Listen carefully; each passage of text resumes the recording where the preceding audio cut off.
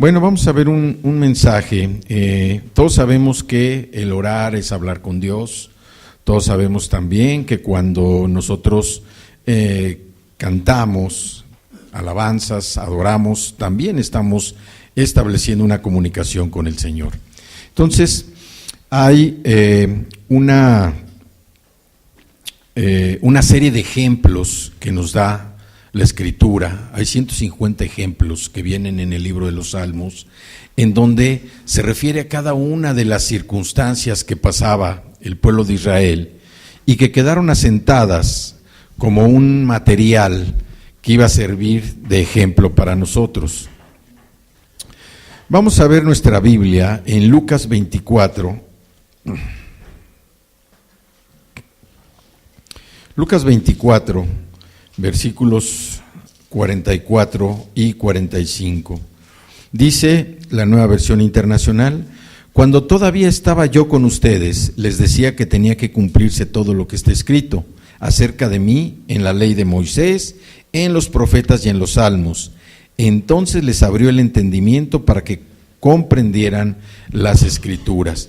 Este es Jesús el que está hablando después de aparecerse a los discípulos, y así también nosotros el día de hoy le estamos pidiendo al Señor que nos abra el entendimiento para que comprendamos las Escrituras.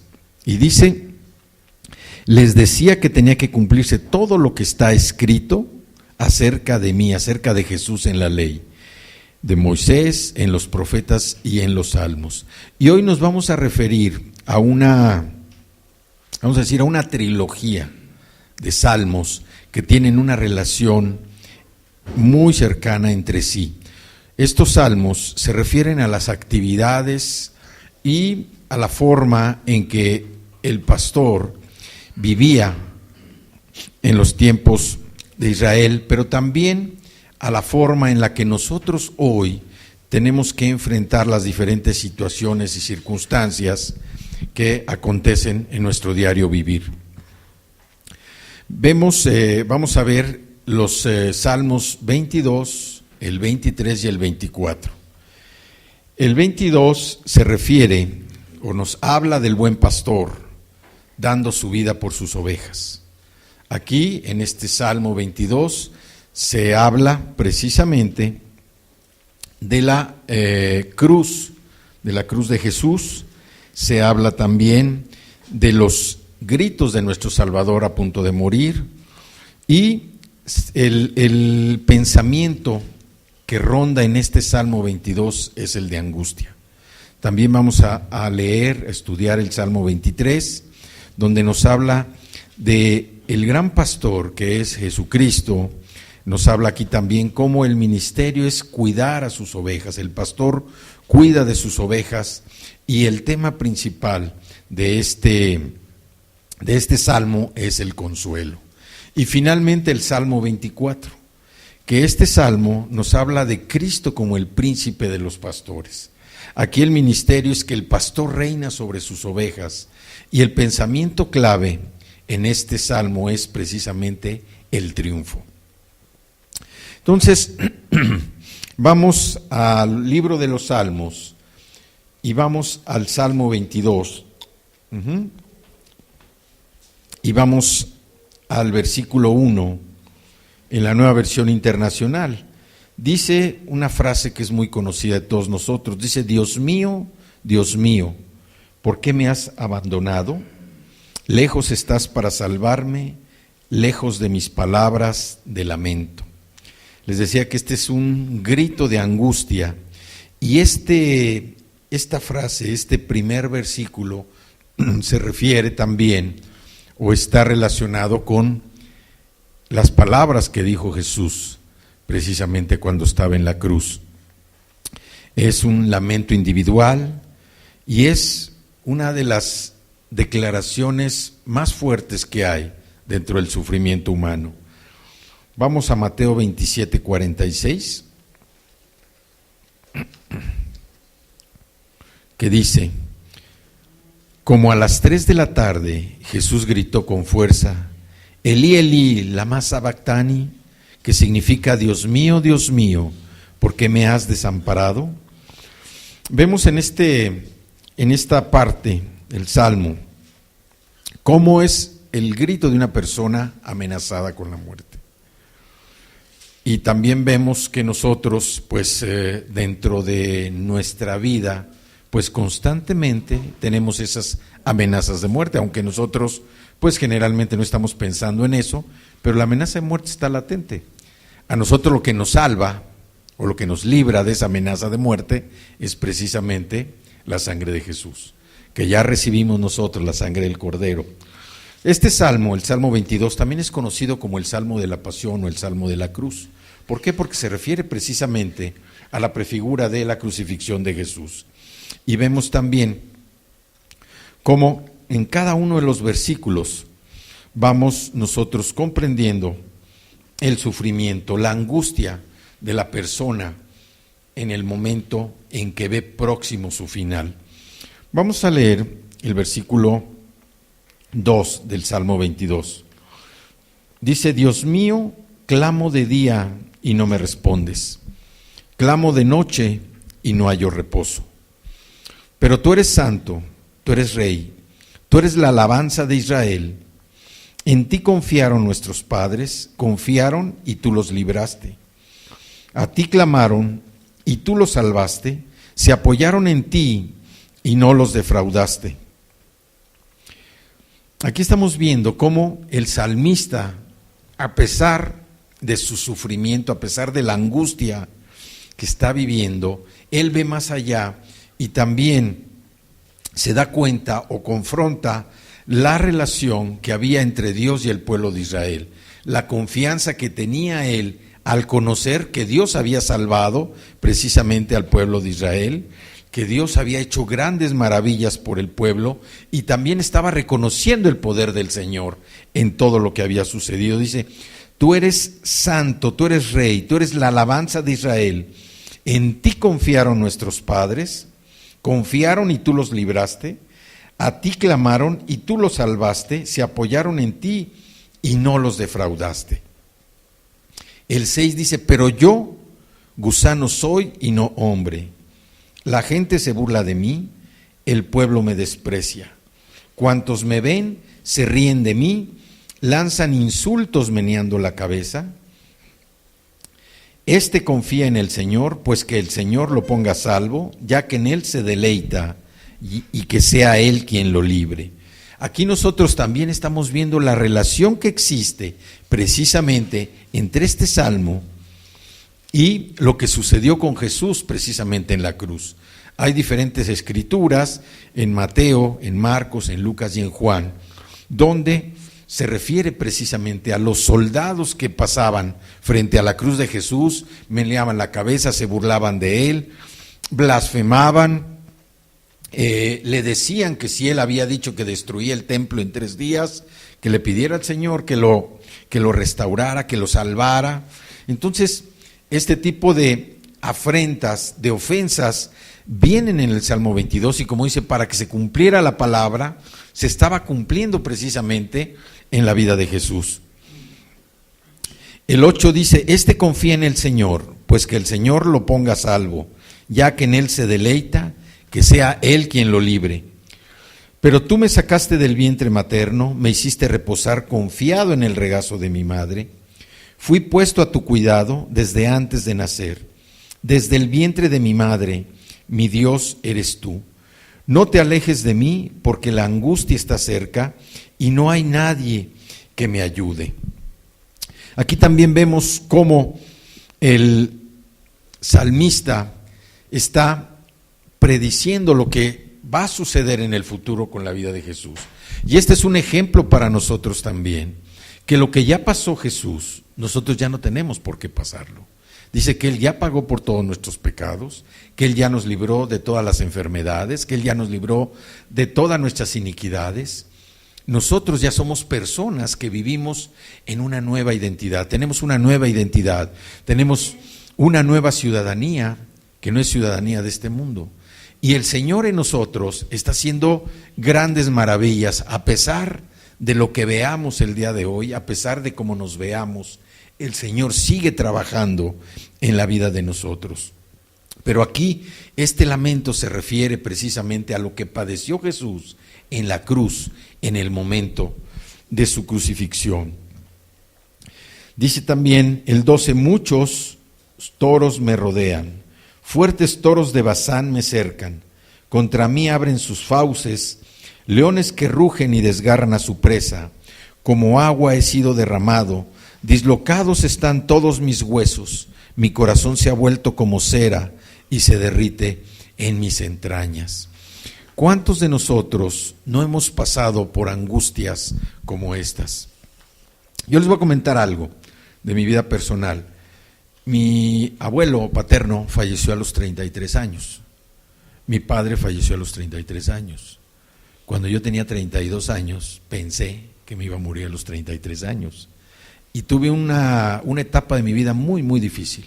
Muy difícil porque era una lucha interna de saber que pues ya estaba próximo a mi fin y estuve pues cometiendo muchos errores. Sin embargo, al tiempo, en ese momento yo me sentía pues angustiado. A ratos me sentía bien, decía, bueno, pues qué bueno que ya me voy a ir para no estar sufriendo aquí. Pero fue una etapa muy difícil en mi vida y muy difícil también para mi familia. Sin embargo, ese momento de angustia que pasó cuando yo cumplí 33 y vi que no pasó nada, y luego 34 y no pasó nada, y luego 35 y 36, y hoy, bueno, al cabo de todo este tiempo, pues el propósito del Señor en mi vida era diferente al que yo tenía. Pero en ese momento era un momento que yo vivía muy difícil. Mis pensamientos no estaban claros al 100%, era una maldición que yo sabía que existía sobre mi persona. Y sin embargo Dios, al cabo del tiempo, pues me mostró que no, que Él tenía un plan. Y a los 33 años yo todavía no era convertido. A los 33 años vivía yo como una persona irresponsable. Sin embargo, Dios tenía un propósito en mi vida y me permitió llegar hasta esta etapa precisamente para conocerlo a Él, para darme cuenta de lo grande que es Él, de lo misericordioso que es, no solamente conmigo, sino con mi familia y también con todos ustedes. Entonces, cuando nosotros estamos pasando por un momento de tristeza, un momento de angustia, yo me pongo a pensar en lo que Jesús estaba padeciendo en esa cruz. Y no lo digo porque nosotros empecemos a flagelarnos también aquí, o sea, gracias a Dios eso ya pasó. La cruz tiene un significado muy importante en la libertad de todos nosotros, pero el momento en el que Jesús vivió y sufrió es un momento que a nosotros nos tiene que hacer pensar. Dice, mi corazón se ha vuelto como cera, como una cera, no la cera dura, como la cera que se está derritiendo. Dice, se derrite en mis entrañas. O sea, el corazón se le acaba, el corazón se rompe. Y para nosotros es también importante el reconocer todo lo que pasó, porque hemos visto el sacrificio de Jesús muchas veces como algo tan rápido. Lo atraparon, lo llevaron, lo enjuiciaron sin un juicio, no le permitieron que se defendiera, lo acusaron, lo blasfemaron, lo golpearon y luego lo llevaron para clavarlo en una cruz. Y no sé si ustedes sepan, yo creo que sí, pero el clavar en una cruz no era un evento de la ley judía, era un evento de la ley romana. Por eso fue clavado en una cruz. Entonces, la ley judía no contemplaba ese tipo de castigos. Era un castigo que venía de la ley romana. Entonces, ese momento que él vivió, un momento de angustia, queda transmitido precisamente en este salmo. El salmo de la pasión o el salmo de la cruz. Y nosotros tenemos que darle gracias al Señor. ¿Por qué? Porque esto permite que vivamos con una libertad que Cristo ha traído para nosotros. No es una libertad que nosotros hayamos ganado por nuestros propios medios, es una libertad que Él nos trae, la libertad espiritual, que es más importante que la libertad que nosotros tenemos. Vamos a leer de los versículos del 19 al 21. Dice: mas tú, Jehová, no te alejes, fortaleza mía, apresúrate a socorrerme, libra de la espada mi alma, del poder del perro mi vida, y sálvame de la boca del león, y líbrame de los cuernos de los búfalos. Anunciaré tu nombre a mis hermanos, en medio de la congregación te alabaré. Los que teméis a Jehová, alabadle, glorificadle, descendencia toda de Jacob, y temed de vosotros, descendencia toda de Israel. Nosotros vemos aquí cómo el salmista va pasando de un momento de angustia, de un momento de dolor, va pasando más allá a un momento de alegría, a un momento de gozo. Empieza a clarificarse su panorama para él. ¿Por qué? Porque él se da cuenta que precisamente en los versículos del 6 al 18 vimos la descripción gráfica de cuál era la condición que Jesús iba a vivir. Y en este pasaje del 19 en adelante nos damos cuenta cómo el salmista está clamando por la liberación de parte del Señor. Vemos aquí cómo él también empieza a voltear y ver más allá de lo que es el simple o el sufrimiento nada más que él estaba pasando. Este salmo también lo escribió el rey David. Dice: sálvame de la boca del león y líbrame de los cuernos de los búfalos. O sea, estaba expuesto totalmente a una lucha donde él pues presumía que no iba a poder librarla. Del 22 al 31 dice: anunciaré tu nombre a mis hermanos, en medio de la congregación te alabaré. Los que temen a Jehová, alaben al Señor, hónrenlo, descendientes de Jacob, venérenlo, descendientes de Israel, porque él no desprecia ni tiene en poco el sufrimiento del pobre. No esconde de él su rostro, sino que lo escucha cuando él clama. Tú inspiras mi alabanza en la gran asamblea, ante los que te temen cumpliré mis promesas. Comerán los pobres y se saciarán, alabarán al Señor quienes lo buscan, que su corazón viva para siempre. Se acordarán del Señor y se volverán a Él. Todos los confines de la tierra ante Él se postrarán, todas las familias de las naciones, porque del Señor es el reino, Él gobierna sobre las naciones. Festejarán y adorarán todos los ricos de la tierra, ante Él se postrarán todos los que bajan al polvo, los que no pueden conservar su vida. La posteridad les servirá, del Señor se hablará a las generaciones futuras. A un pueblo que aún no ha nacido se le dirá que Dios hizo justicia. Vemos aquí cómo de repente ve más allá de su dolor. Alaba a Dios y anima a los demás, anima a los de su congregación, a la familia de la fe, los está animando a unirse con él. Con una visión profética también vemos cómo el salmista está mirando hacia adelante y mira el reino venidero del Señor. Cómo las naciones distantes, las naciones paganas van a terminar convirtiéndose a la fe en el Señor. También aquí se refiere a nosotros que no nacíamos. Dice, las generaciones aún no nacidas disfrutan de su salvación. Esta es una palabra profética en donde nosotros por eso hemos recibido esa salvación. Decidimos un día aceptar a Jesús en nuestro corazón y esto nos lleva también a ver cómo este salmo de angustia termina en una nota alegre. De un grito de angustia a un canto de alabanza. Aquí vemos cómo el salmista se compromete a alabar a Dios por su liberación y a invitar a la congregación a unirse a Él. ¿Por qué? Porque Dios escucha su clamor. Dice, a un pueblo que aún no ha nacido se le dirá que Dios hizo justicia. Vemos cómo en cada uno de estos versículos el salmista va pasando de un lamento individual, de una tristeza profunda en su corazón, va pasando primero al reconocer que Dios libró al pueblo de Israel, a sus antepasados, y va cambiando hasta entrar en cantos de alabanza, va hasta asumir su compromiso e invitar a los demás a que vayan con él, a la familia de la fe, a creer que por Dios él es salvo, por Dios él puede lograr y alcanzar la salvación de su vida y de su alma por solo confiar en el Señor. Vemos que del grito de angustia llega a un canto de alabanza. Este salmo se refiere al salmo en donde Jesús fue clavado en la cruz. Y hay varias escrituras en el libro de Mateo, en el libro de Lucas, de Marcos y de Juan, donde podemos estar confrontando todas las palabras, los versículos que David estaba profetizando que se cumplieron en la boca de Jesús. Vamos al Salmo 23.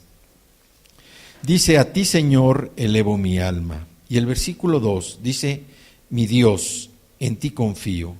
No permitas que sea yo humillado. No dejes que mis enemigos se burlen de mí.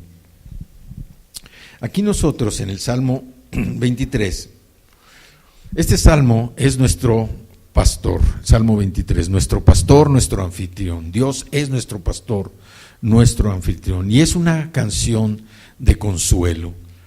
Es un puente entre las aguas turbulentas del Salmo 22 y el grito de alegría, el clamor de triunfo del Salmo 24.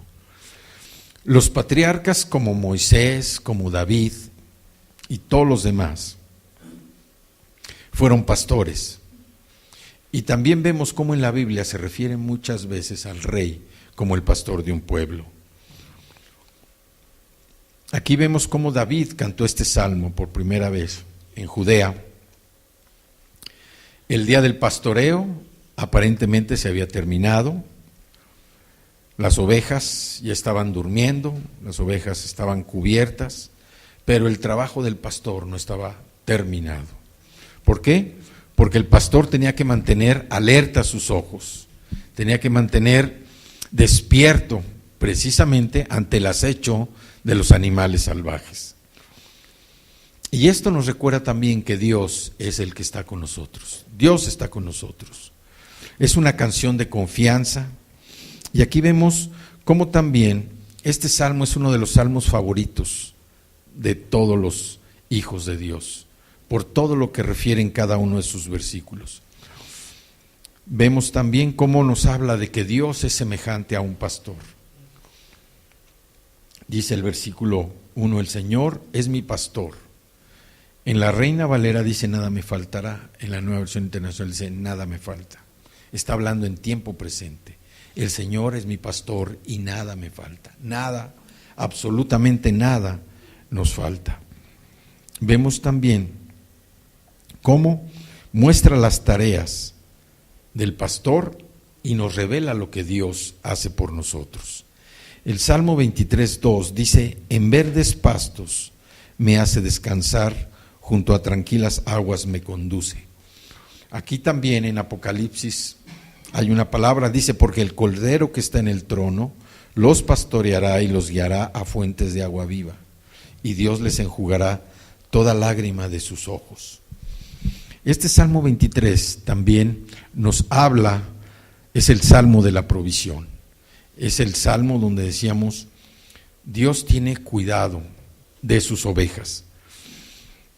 Cuando dice, en verdes pastos me hace descansar, junto a tranquilas aguas me conduce, la provisión que Dios nos está dando es una provisión de descanso. El 23:3 dice, me infunde nuevas fuerzas, me guía por sendas de justicia por amor a su nombre. La provisión que nos da es la provisión de vida. Me infunde nuevas fuerzas, es una provisión de vida. También dice, me guía por sendas de justicia por amor a su nombre.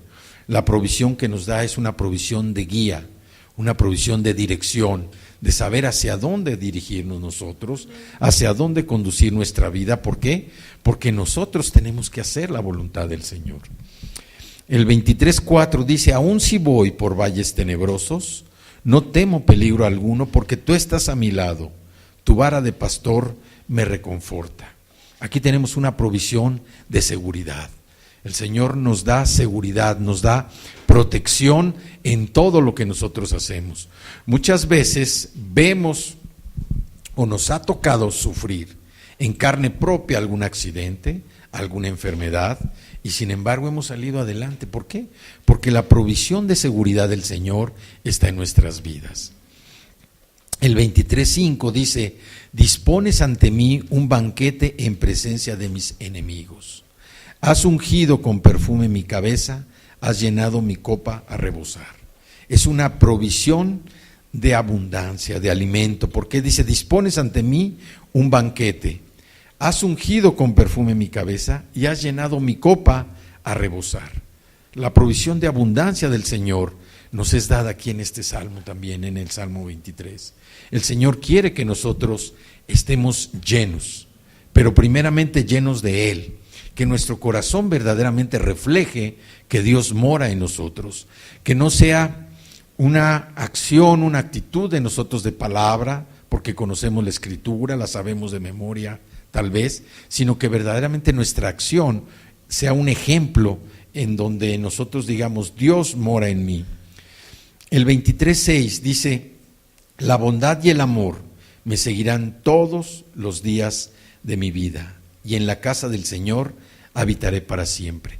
Esta es la provisión de un hogar celestial, la provisión que nos espera cuando nosotros terminemos con nuestro trabajo, nuestra obra en esta tierra.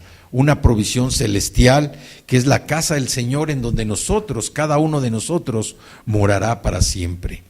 Entonces, este Salmo 23 es un salmo de provisión. Es la provisión del Señor precisamente para nuestras vidas.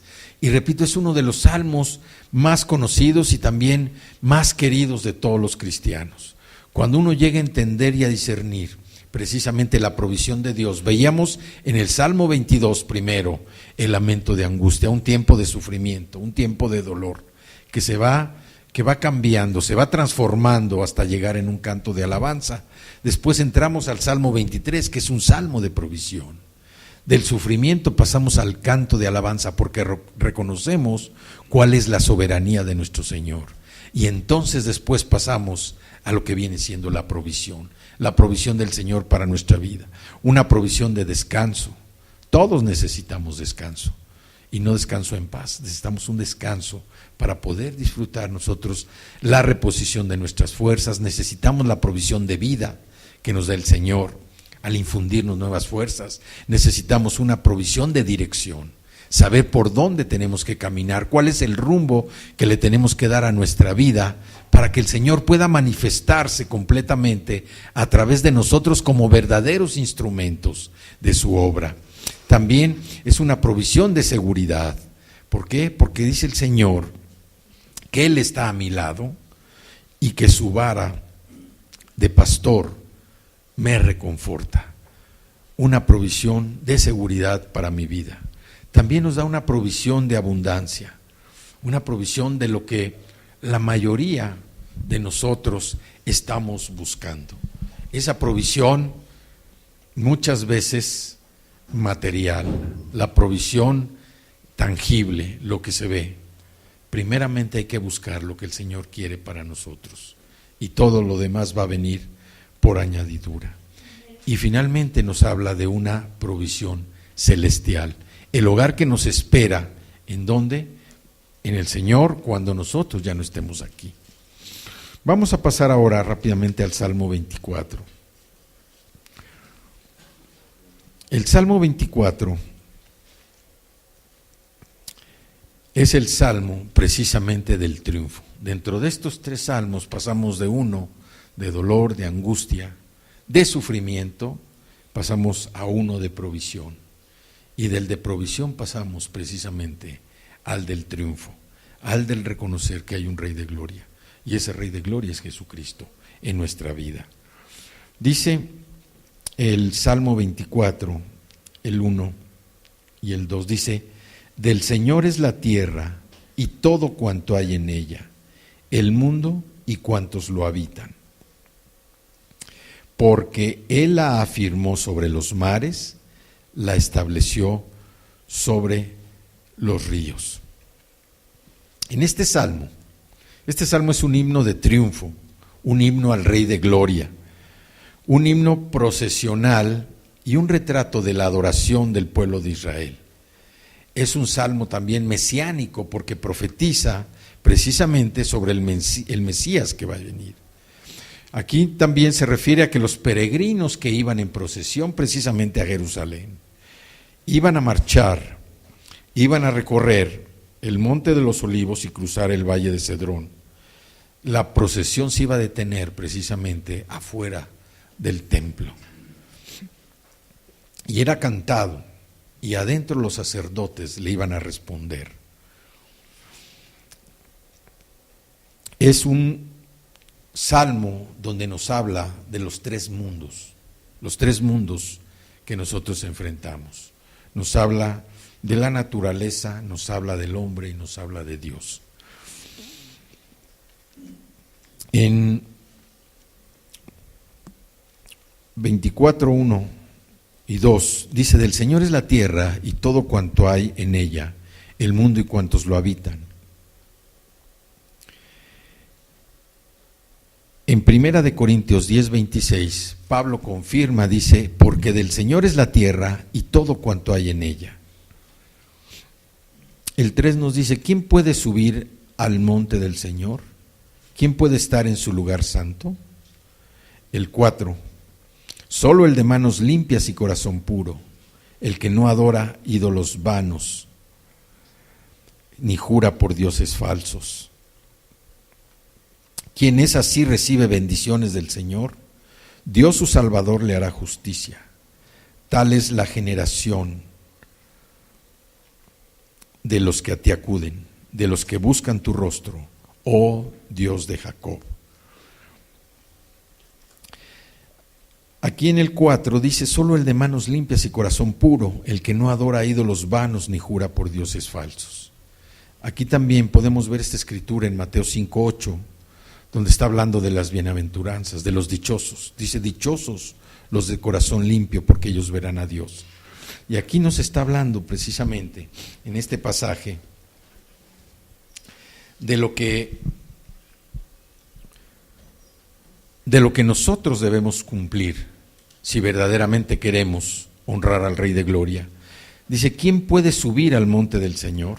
¿Quién puede estar en su lugar santo? Solo el de manos limpias y corazón puro, el que no adora ídolos vanos ni jura por dioses falsos. Quien es así recibe bendiciones del Señor, Dios su Salvador le hará justicia.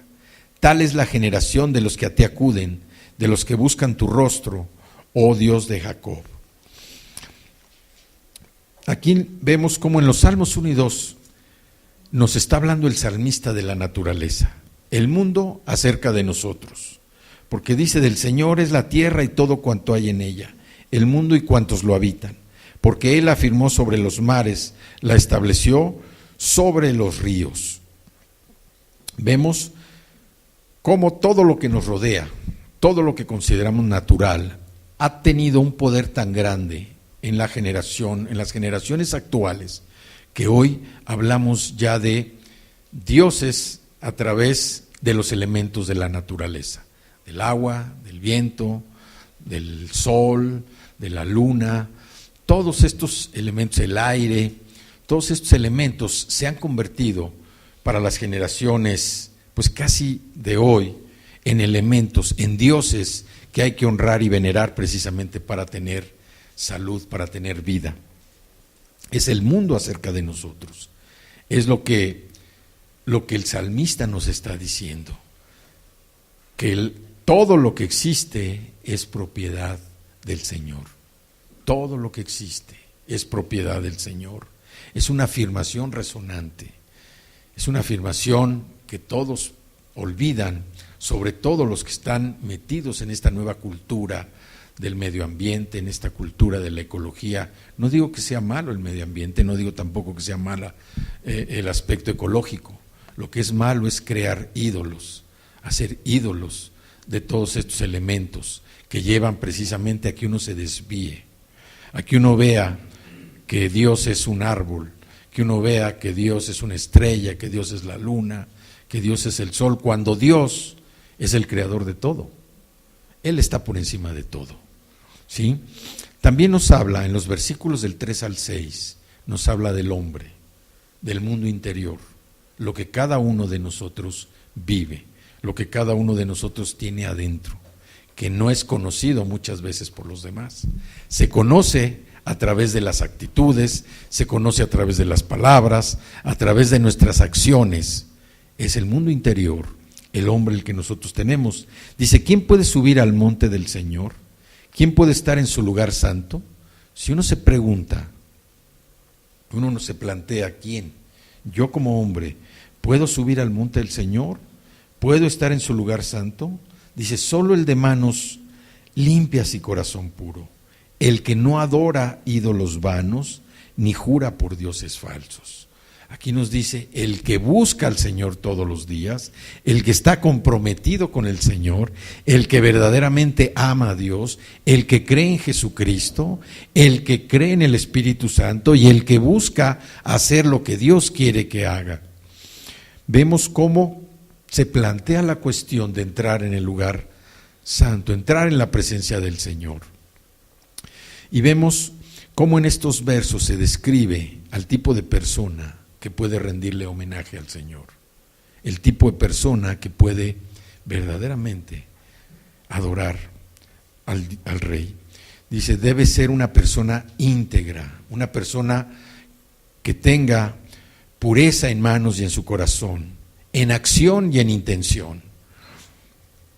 Tanto sus motivos como sus hechos deben ser correctos, deben ser los adecuados. No debe ser orgulloso, no debe ser engañador, no debe ser burlador. Entonces, vemos cómo aquí nos describe precisamente el tipo de persona que debe adorar al Rey. Quien es así, recibe las bendiciones del Señor, dice el versículo 5. Dios su Salvador le hará justicia. De aquí ya viene la salvación. Dice, tal es la generación de los que a ti acuden, de los que buscan tu rostro, oh Dios de Jacob. Y también vemos en los versículos de 7 al 10, nos habla de del otro mundo, el mundo del Señor. Dios, nos habla de Dios. El primero, decía, hablaba de la naturaleza, los versículos 1 y 2, del 3 al 6, habla del hombre, de su interior, la descripción de la persona que sirve, que califica para adorar al Rey. Y aquí, del 7 al 10, nos habla del mundo más allá, nos habla de Dios. Dice, eleven puertas sus dinteles, levántense puertas antiguas, que va a entrar el Rey de la Gloria. ¿Quién es este Rey de la Gloria? El Señor, el fuerte y valiente, el Señor, el valiente guerrero. Eleven puertas sus dinteles, levántense puertas antiguas, que va a entrar el Rey de la Gloria. ¿Quién es este Rey de la Gloria? Es el Señor Todopoderoso, Él es el Rey de la Gloria. Aquí nosotros vemos cómo se describe la entrada de Jesús en Jerusalén, la entrada del Rey en Jerusalén, la entrada de Jesús también en nuestro corazón. Es la entrada triunfal.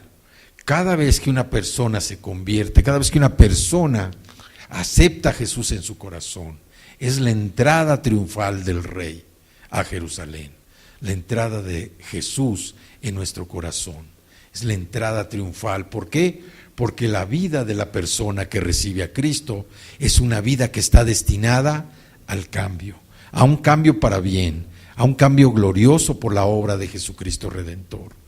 Cuando uno recibe a Jesús en su corazón, uno está aceptando que el Espíritu Santo va a empezar a trabajar en su corazón, y no importa el tiempo que pase.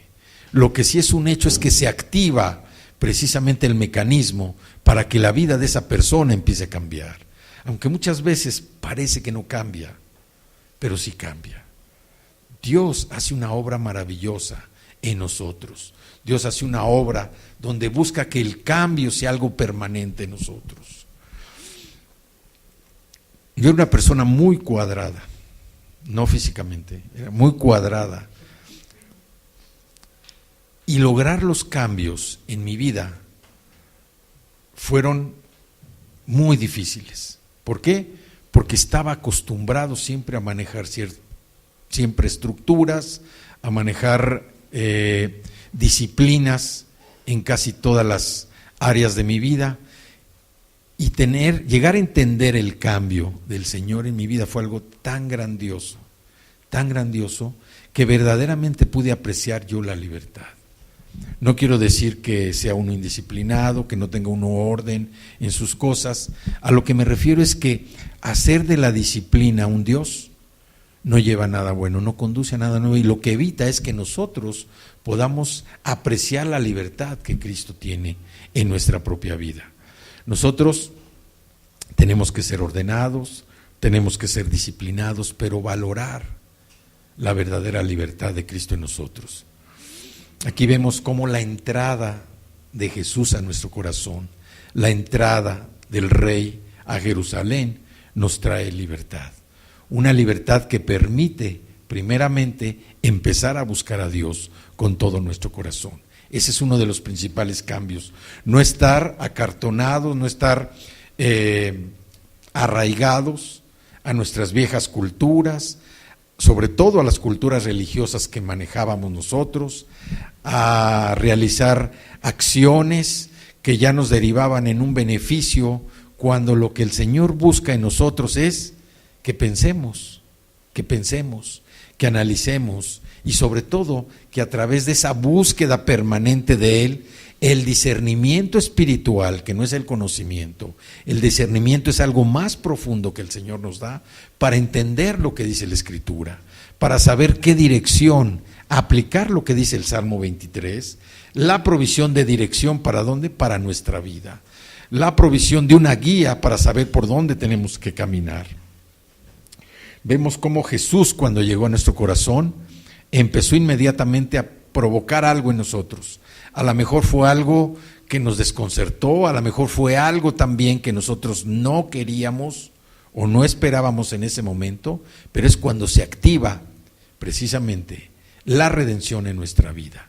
Una vez que fuimos perdonados de todos nuestros pecados, una vez que fuimos redimidos de todas nuestras faltas, una vez que alguien pagó el precio que era altísimo para nosotros pagar, nuestra vida empezó a tener un cambio. Y ya el proceso de cada uno de nosotros se va puliendo en la medida en que empezamos a buscar al Señor. Se va puliendo en la medida en que empezamos también a tener esa relación personal con una Biblia a nuestro lado. Tratar de entender, de discernir lo que dice la Escritura para aplicarla a mi vida, y que entonces sí yo pueda no solamente tener motivos diferentes para una cosa, sino que mis motivos y mis hechos sean siempre los adecuados, los que están acorde a la palabra, lo que el Señor quiere que yo muestre precisamente con mi ejemplo.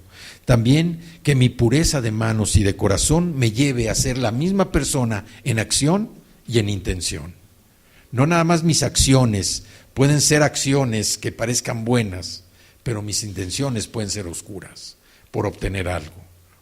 Mi acción y mi intención deben ser puras, lo mismo que mis manos y mi corazón. Y también debemos eliminar de nuestra vida el no ser personas orgullosas, el no ser personas engañadoras, el no ser personas burlonas, el no ser personas que ofendan a los demás, o que estemos buscando un beneficio por dañar a otro. Dios no quiere eso.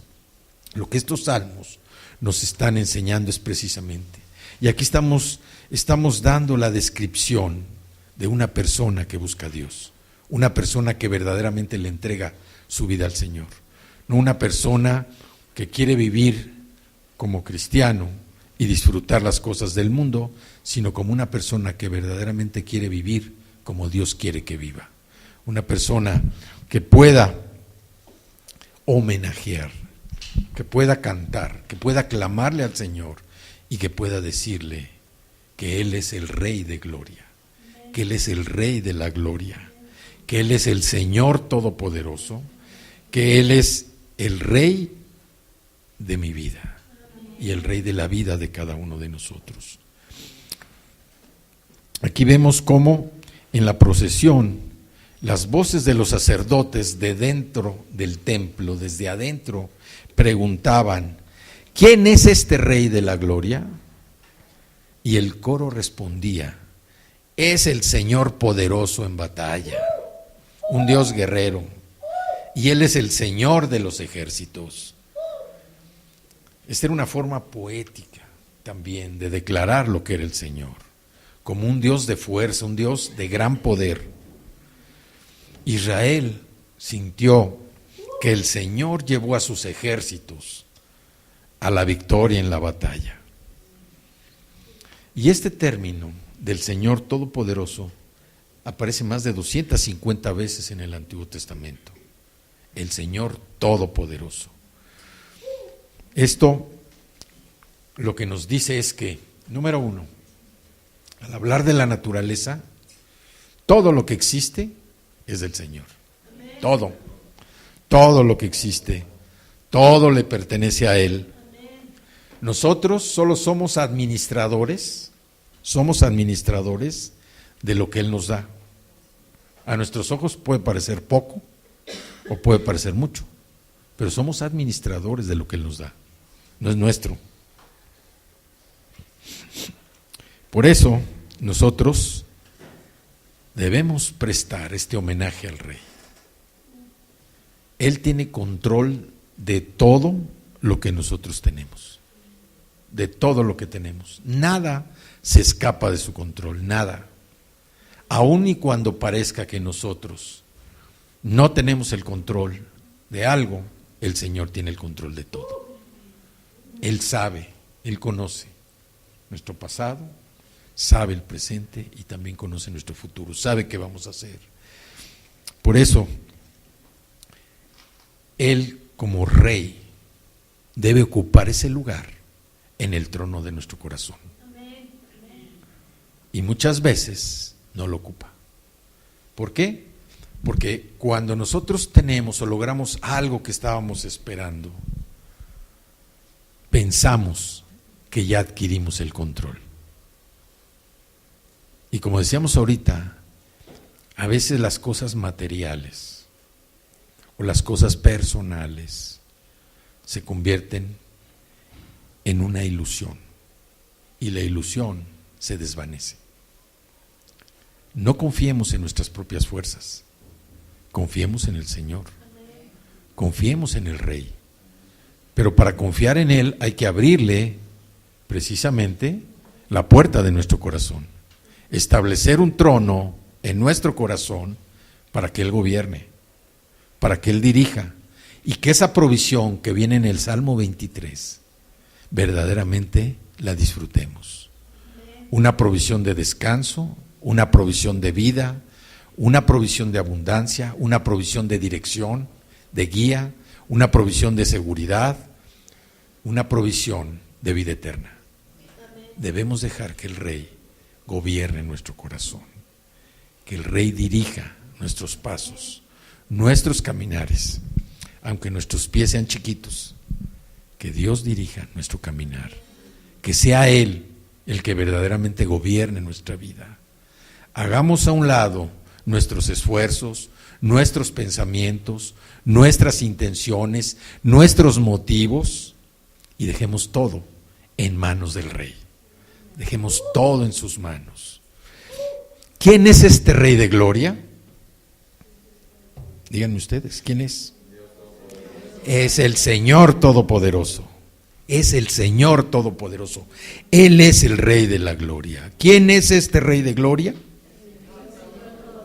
No, hombre, pero parece que el Señor Todopoderoso. Eso. ¿Quién es este Rey de gloria? Él es el Rey de gloria.